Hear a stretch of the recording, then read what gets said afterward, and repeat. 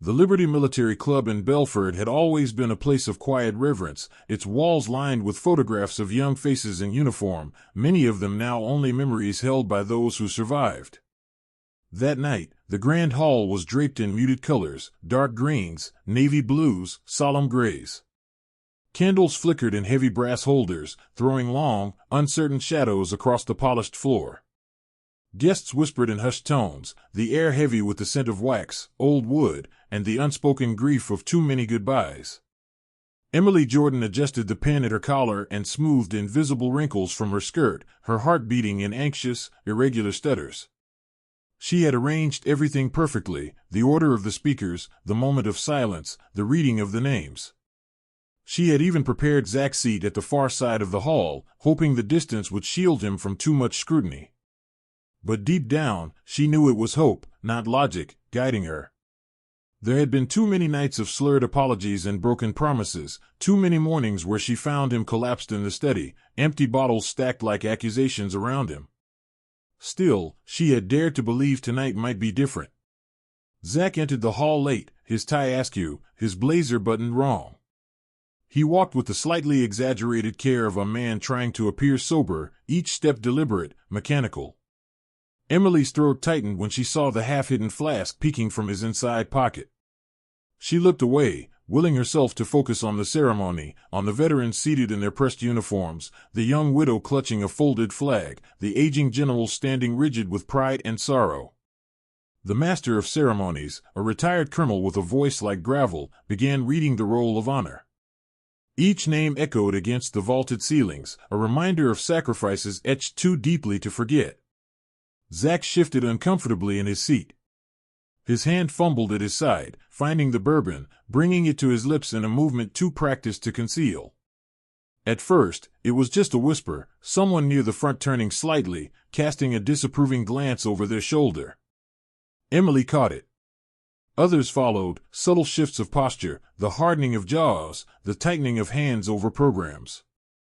When Zach tried to rise during the third name, the chair scraped loudly against the floor. Heads turned. He wavered, the flask slipping from his fingers and clattering to the ground with a hollow, metallic clink. The sound cracked the fragile solemnity like a bullet. Emily's face burned with shame as Zach mumbled something incoherent, staggering toward the front where the wreaths were laid. A woman in a navy dress uniform instinctively stepped forward to steady him, but Zach jerked away, shouting something about respect and loyalty that only made sense inside his broken mind. His voice, rough with alcohol and anger, boomed through the silent hall. The guests sat frozen, some horrified, some pitying, many simply embarrassed. Cell phones, hidden a moment ago out of courtesy, began to appear in hands, small red recording lights blinking alive. Emily could hear the whispers swelling like a rising tide. Is that Zach Jordan? The veteran's lawyer? What a disgrace. The moment stretched unbearably. Zach tried to right himself, but instead knocked over a stand of wreaths, sending them cascading to the floor and a heap of crushed flowers and torn ribbons. A gasp went up from the crowd, sharp and collective, like air kid from a single lung. Two retired Marines in dress blues moved swiftly, their faces impassive, guiding Zach toward the side exit without force but with undeniable finality. His protests slurred into sobs, but they were soft now, almost childlike, stripped of the anger that had animated him moments before. Emily remained rooted where she stood, her fingers digging into the hem of her skirt so tightly that her knuckles turned white. Outside, in the brittle autumn air, the night swallowed Zach's drunken cries.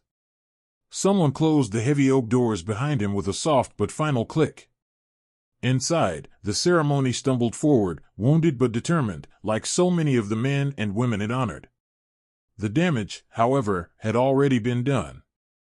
Emily could feel it in the tightness of the air, the way conversations hushed abruptly as she passed, the sympathetic glances that stung more than open criticism. By the time the last candle was snuffed out and the guests filed slowly into the cold night, Emily understood that the fallout had only just begun. Footage of Zach's breakdown was already flooding social media. Clips, stitched together by strangers who hadn't known him in his better days, showed a broken man shouting nonsense among wreaths meant for heroes. Comment sections filled with outrage, with mockery, with judgment served cold and fast. At home, as Emily sat numbly on the living room couch, watching the viral videos loop endlessly on the screen of her phone, she felt something inside her shatter. The man who once fought tirelessly for veterans' benefits, who had stood before Congress and made senators listen, was now reduced to a cautionary meme when the advocate becomes the addict. She turned the phone face down on the coffee table, tears she hadn't known she was holding back blurring her vision. On the armchair across from her, Zach snored softly, slumped like a marionette with its strings cut, oblivious to the wreckage he had left behind. In that broken, unbearable silence, Emily realized that today had been his last chance, and he had lost it. There would be no more warnings, no more bargaining with addiction. Tomorrow, everything would have to change. Morning came without mercy. The first pale light found Emily sitting exactly where she had collapsed the night before, her head bowed, her heart hollow. The city outside had begun to stir, the occasional rumble of a garbage truck, the distant bark of a dog, but within the small apartment, everything remained frozen in the aftermath of shame. Zach, still sprawled on the armchair, had not stirred. His chest rose and fell with heavy, uneven breaths, the sour smell of stale alcohol filling the room. The world would not wait for him to wake up and fix it. Emily stood, her body stiff with exhaustion and dread. She moved quietly to the kitchen, pouring a glass of water and setting it on the coffee table, a small mercy, though she doubted he deserved it today. Then, before she could second-guess herself, she retrieved the file she had hidden away weeks ago, admission forms for the Phoenix Hill Recovery Center. Phoenix Hill was not an ordinary rehab. Hidden away in the foothills outside Belford, it catered almost exclusively to veterans and first responders, men and women carrying scars too complicated for ordinary treatment. Emily knew the risks. Committing someone involuntarily, even for 72 hours, was a nuclear option, a betrayal in some eyes. But last night had stripped away any remaining illusions. Zach needed saving, even if it meant he would hate her for it.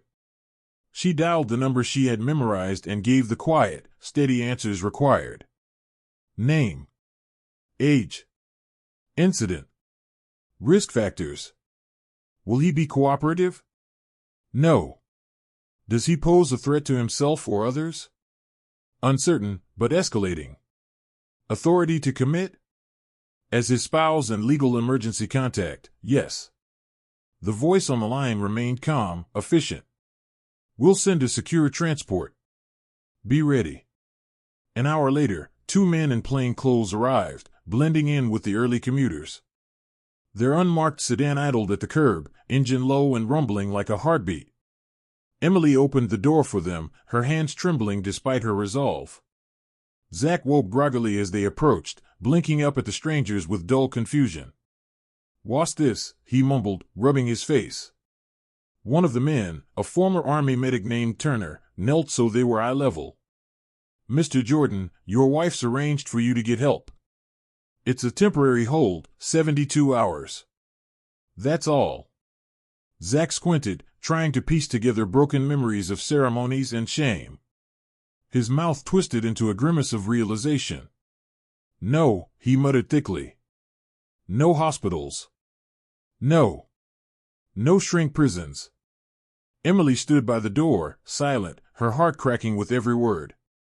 Turner remained calm. "We can do this easy or hard. But you're coming with us either way, sir." Zach struggled to his feet, his balance swaying dangerously.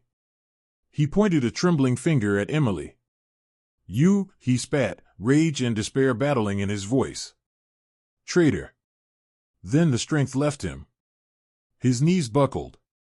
Turner caught him under the arms, guiding him gently but firmly toward the car. The door closed with a soft finality.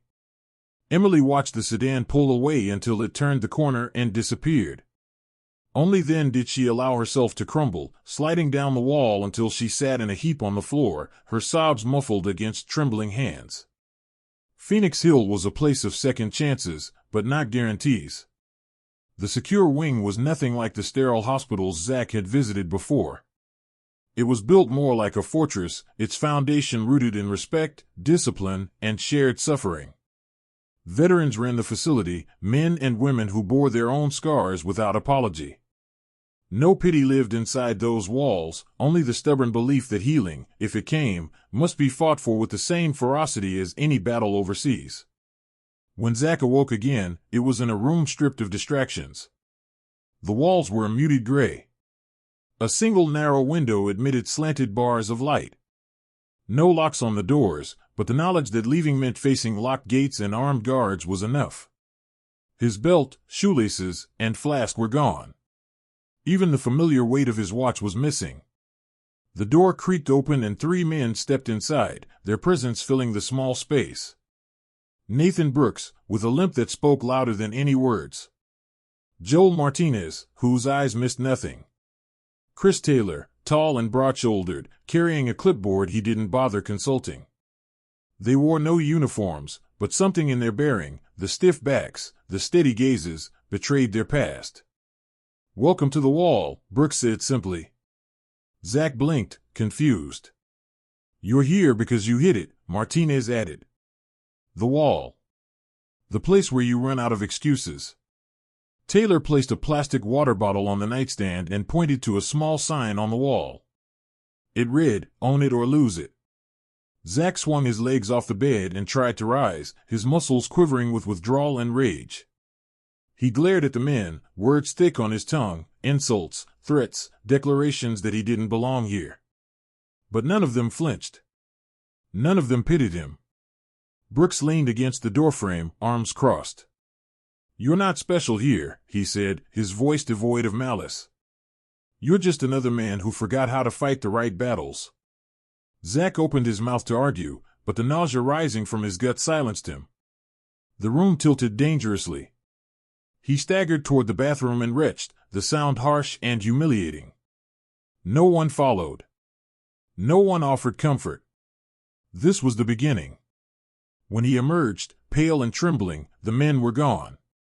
Only the clipboard remained, weighted with a schedule so tightly packed it left no room for self-pity, group therapy, physical training, meditation, personal reflection. A simple thermos of weak coffee sat on the desk. Beside it, a folded set of gray sweats and a battered copy of Man's Search for Meaning by Viktor Frankl. Zach sank back onto the bed, the book heavy in his lap.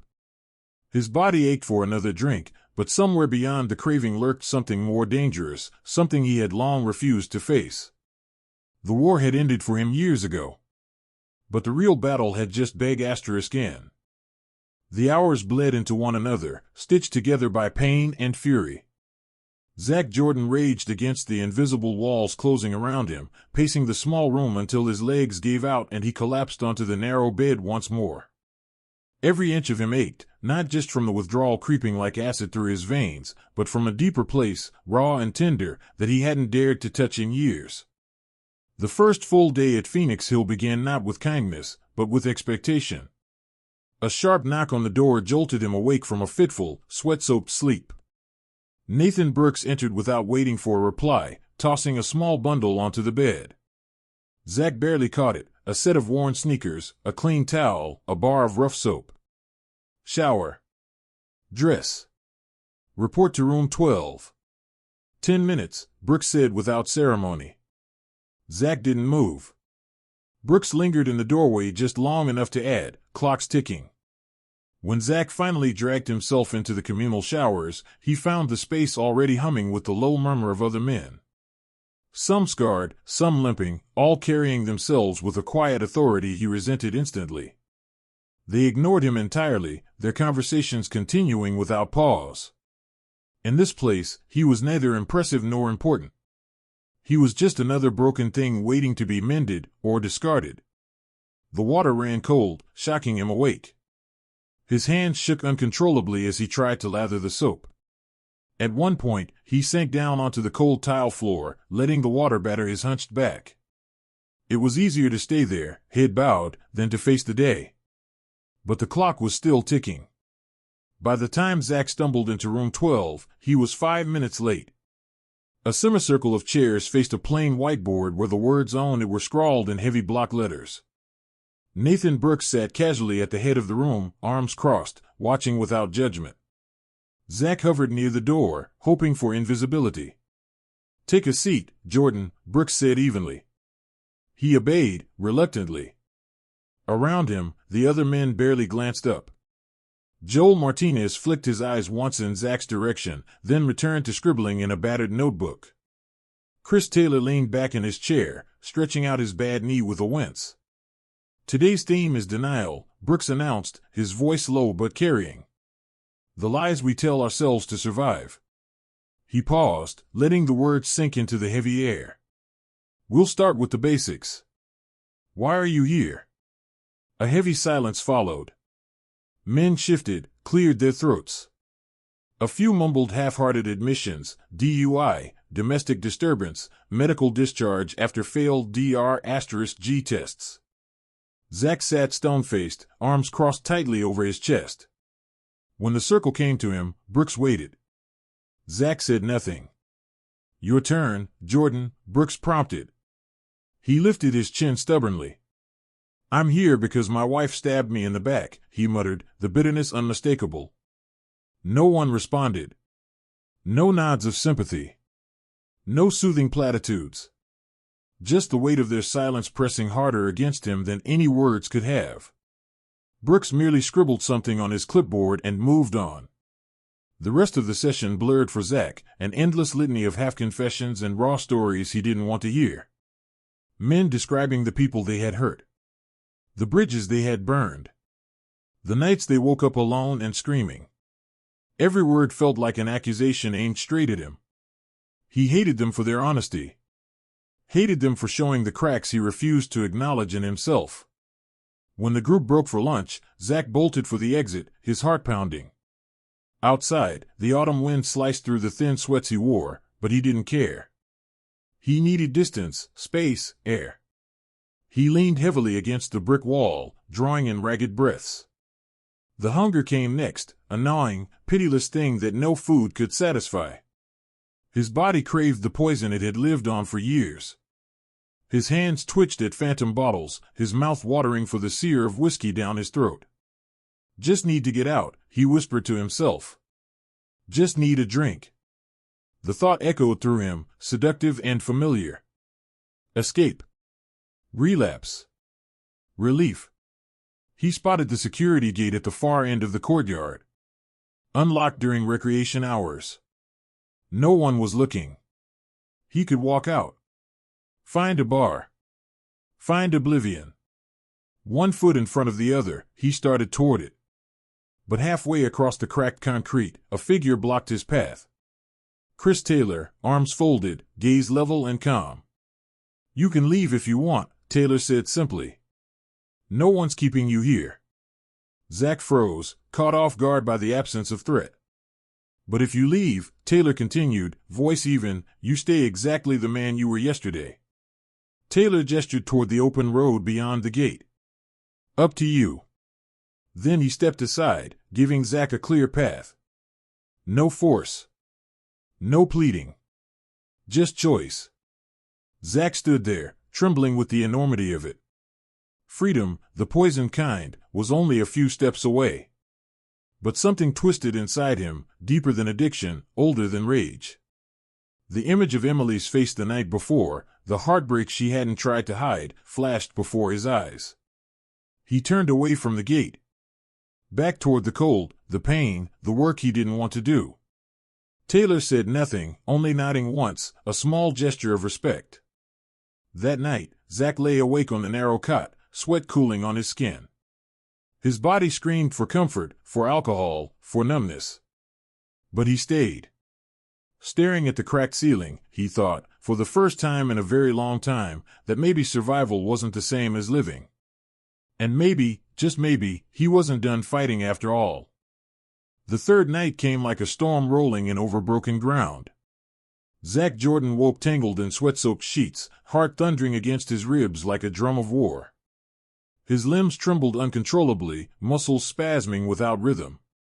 He clutched at the thin blanket, desperate for something solid, something certain, but the fabric slipped through his shaking fingers like water.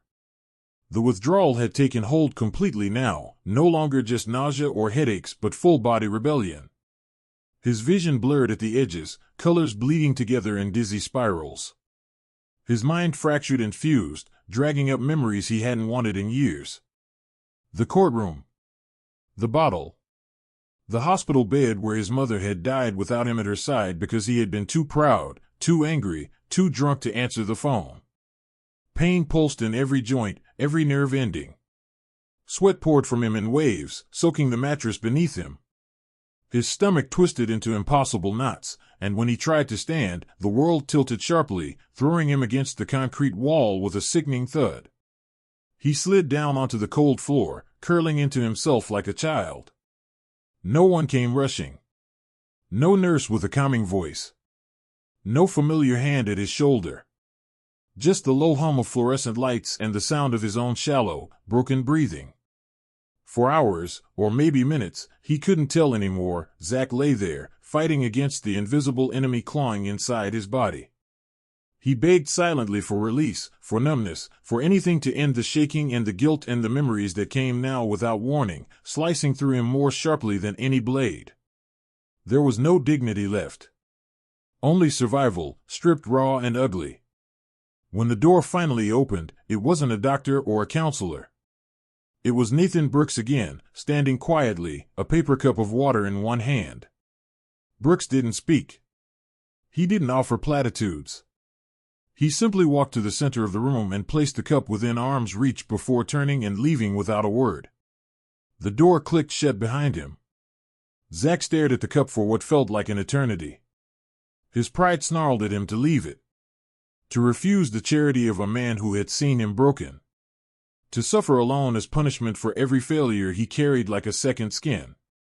But a deeper instinct, older than anger, older than guilt, forced him to crawl across the cold floor, each movement agony, until his trembling fingers closed around the cup.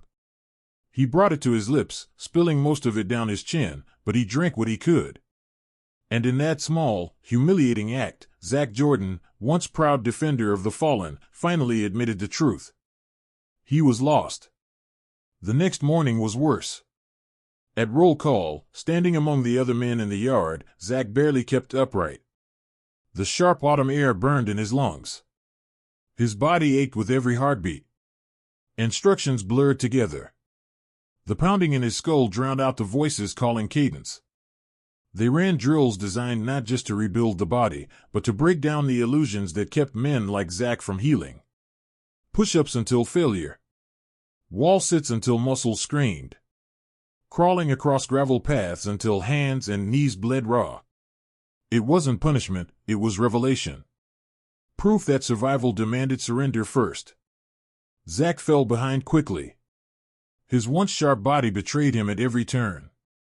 He gasped for breath while younger, leaner men pushed past him, and older, limping soldiers kept moving long after he collapsed.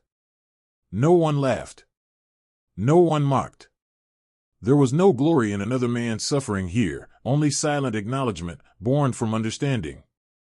Later, during group session, Zach sat slumped in his chair, head bowed, barely able to lift his eyes. Joel Martinez, who had lost 3 brothers in arms during a failed convoy mission, spoke about watching death come without warning, about the survivor's guilt that wrapped itself around his throat each morning he dared to wake up. Chris Taylor shared how his marriage had crumbled under the weight of untreated PTSD, how he had drowned his nightmares in a bottle until one night he woke up on the floor of a stranger's garage, unsure how he had gotten there. When the circle turned to Zach, he opened his mouth to deliver the usual, the defensive sarcasm, the deflections, the practiced lies. But nothing came out. The words withered on his tongue, too brittle to survive the open air. In the silence that followed, a truth rose inside him, slow, terrible, and undeniable. He had no one left to blame. Not Emily. Not the courts. Not the broken system he had once fought so hard against. Only himself. He buried his face in his hands, shoulders shaking not from withdrawal now, but from the collapse of every lie he had built his life upon. No one moved to comfort him. No one needed to. This was what rock bottom looked like, not a crash, not a single spectacular failure, but the slow, excruciating realization that he had become the architect of his own ruin. The session ended. The others filed out quietly. Brooks lingered a moment at the door, studying Zack with an expression that was neither pity nor triumph. Then he simply said, his voice almost too quiet to hear, "Welcome back, brother." Zack sat alone in the empty room long after the door closed. No illusions left. No escape routes. Just himself, the broken pieces, and, somewhere far off, so faint it could have been imagined, the possibility of building something new. If he dared. If he endured. If he finally chose to fight the right enemy.